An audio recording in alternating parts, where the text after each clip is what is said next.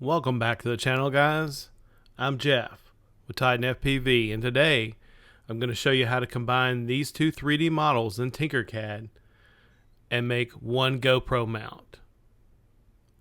Let's dive in.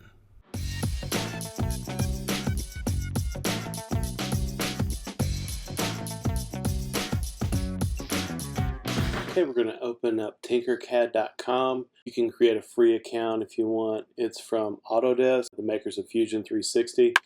If you're just getting into computer-aided design, this is a good way. It's easy. It works with basic shapes, and you can create your own 3D models. Or in this case, you can modify existing STL files. So today we're going to take a GoPro mount or a GoPro base. I had somebody request this in one of the groups, and I just thought it'd be an easy way to make a video and show you guys how to combine two models. You can also use Mesh Mixer, but this tutorial is just for Tinkercad, just because I find it's easy and quick, especially for beginners. This is by no means a complete tutorial. You should be able to get the gist of it here. And what you're going to do is you're going to go ahead and grab your two models that you want to combine. So you're going to click on the import button, and you're going to go ahead and choose your file.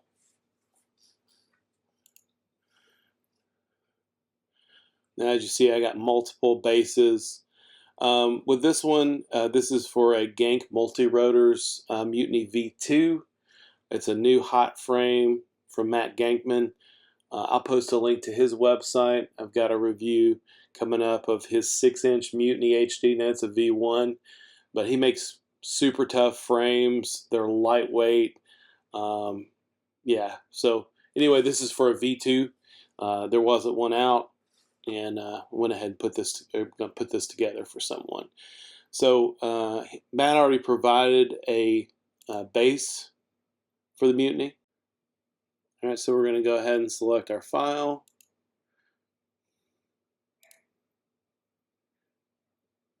And we're going to import it.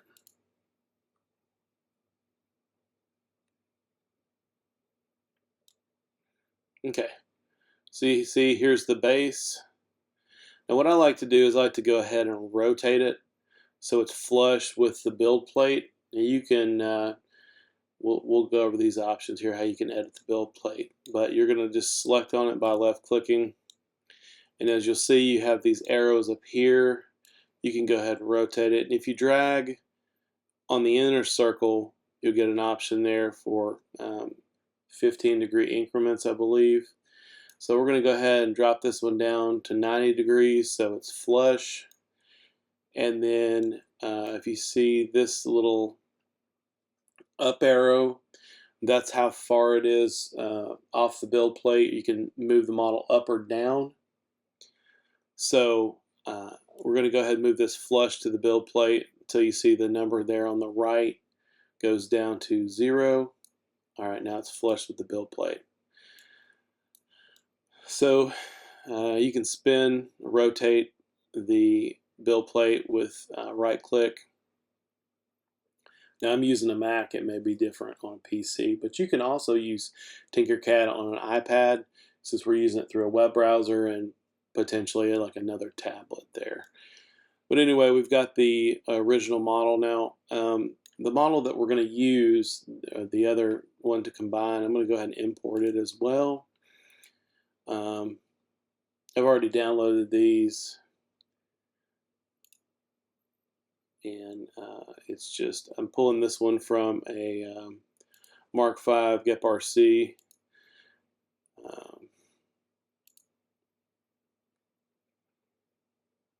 So as you see, this one's rotated incorrectly as well. So we're just going to go ahead and left click and drag, move that over to the side there. And we're also going to rotate, so we're going to go ahead and find this little arrow, and we're going to rotate it 90 degrees as well. And we'll move it down to the build plate there, so where the base is 0. All right, awesome. So basically we're going to fuse these two models together. We're just going to pull the mount off here and combine it with the base over here. So we just have a quick and dirty mount here. What I like to do is I want it to sit flush. So these are already, you know, existing models.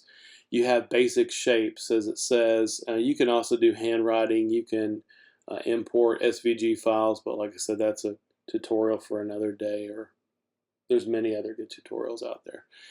But you can use it like a solid shape to add to a file, or you can use you know, like a hollow shape to take away. And we're going to want to go ahead and take away from this model. I'm just going to use this box here, and you can manipulate the size over here. And this is in millimeters. I don't know why you want to change it to inches or something imperial. I mean, if you do any kind of 3D printing, you know that we use metric measurements. Go ahead and drag this guy over, make it wide enough on the base, and I like for it to look clean, so I'm going to go ahead and get it as close to these edges as I can, and I'm going to drag it over this way as well, just make it larger to where it goes up to these mounting holes, and then we can go ahead and widen out this way. Alright, now another cool feature of Tinkercad is you can align two different models or objects. So you're just going to want to select both of them, and now I have both of them selected. You can click on the little align button up here, and this is going to go ahead and center these. Now I'm just going to go ahead and center this that way because I already have it pretty much lined up with the mounts over here. So that looks good, but as you see, I have it too low. If I combine these, it's going to go ahead and take away this model. I can show you what will happen. We can always back out of it. So this is the combine button. If I combine these as is, it's going to take away the base, and that's not good. That's not what we want. So you do have an undo button up here on the left. We just want to raise this to where it's flush with the mount. So we're going to remove this this little bump here on the model. As you see, you can zoom in with the scroll wheel. It looks like that's going to make it flush. So that's about the height that we want.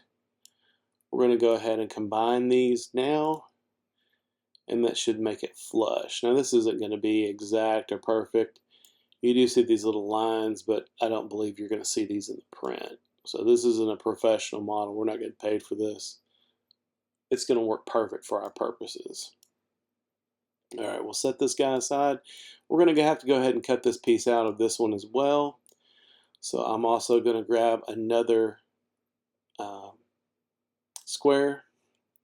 We're going to go ahead and just make that one widen out. You can duplicate objects.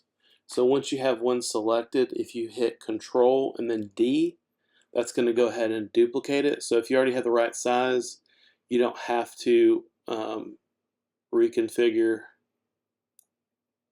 the shape that you have. You can also duplicate the STL files. So a lot of times I'll find that if I'm working with a design, because it's kind of a troubleshoot as you go process, you may have to constantly make edits and make changes till you get the working proportions. So anyway, I went ahead and duplicated this, and we're going to go ahead and bump this guy up flush to here. So looks like we have that piece separated there. We can go ahead and align all of these to center out, and then we're going to go ahead and just fuse these together. All right, that should make our good base, and then I'm going to leave these the edges right now, and we're going to go ahead and put this guy over here, and we're going to go ahead and raise them up because I want it to look clean.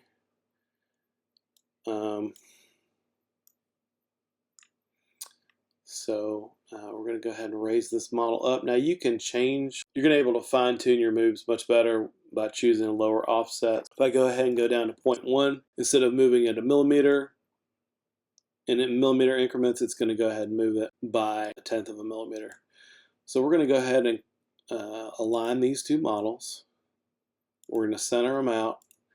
Now I could go ahead and fuse this together, and it would be, physically it would be working, but we're going to have these two edges over here, and that's just not going to look clean for our purposes. What I recommend is you can select on any object or any shape, and you can temporarily hide it. So if you use this light bulb, it will hide the selected geometry. And now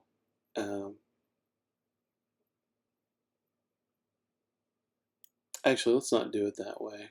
Let's go ahead and show that. We're going to go ahead and pull up our box again. We're going to go ahead and cut this off to where, as you see here, we'll put it right here. I'd say about right here. It's going to go ahead and cut that piece out of the mount. We're going to go ahead and duplicate it again, so we'll select it and hit Control D for duplicate. We're going to drag this guy over to the other side. We're going to do the same thing. You don't have to get these exact, but you do want to cover up all the mount because it's just going to remove the model and then it will fuse everything together. So now if I went ahead and combined all these objects, you're going to have a cut out on the side, and it's just not going to look as clean. While it's not professional, we want to look as good and symmetrical as we can. Now we're going to go ahead and click on the main base, and we're going to hide it. And then it's safe to go ahead and fuse these guys. So this is going to go ahead and take away from the blue model. And now we can go ahead and show all of our hidden objects. And look, now everything looks clean. So we can go ahead and combine these together with group.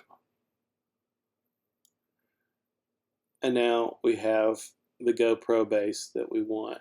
Now if you need to manipulate this again, what I would recommend doing is if like you think the alignment's not going to be perfect, before you get everything done and you have your two pieces that are going to work together, you can go ahead and hit the back button here, and then you can go ahead and select it, hit Control D, and that's going to go ahead and copy everything. Just go ahead and move that over. So then in case you can minimize this, in case I just want to move this to the side for some reason, I'll deselect that. You move it to the side, move it forward, move it back. You don't want props in view. You don't want it covering up your camera, which it wouldn't in this case. You can maneuver this however you want, manipulate it, I'm sorry. But that looks good. You've got the duplicate model. And then you're just going to go ahead and group those together. All right. And then it's going to come up with some crazy name. You can just click up here and change it to, we're just going to do GoPro. Sorry, I think I'm getting some lag here for some reason. GoPro mount. Okay.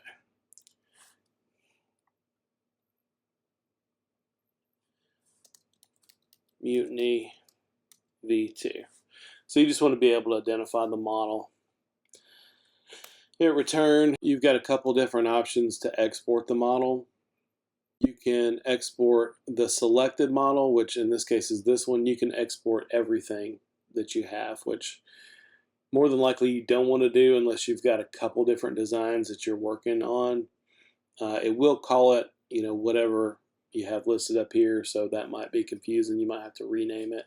Next, you're going to hit export, And this is where it gives you the option to export everything in the design, which is going to include this one on the right as well. Or you can just export the selected shape, which in this case is what we want to do.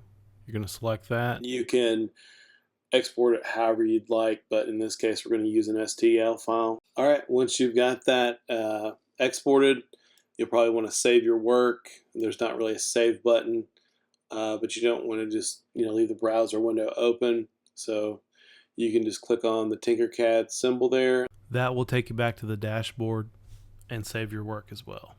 That's it for this tutorial, guys. If you're not already subscribed, please do so. Give this video a thumbs up. Leave a comment down below. I'll get back to you as soon as I can. And we'll catch you in the next one.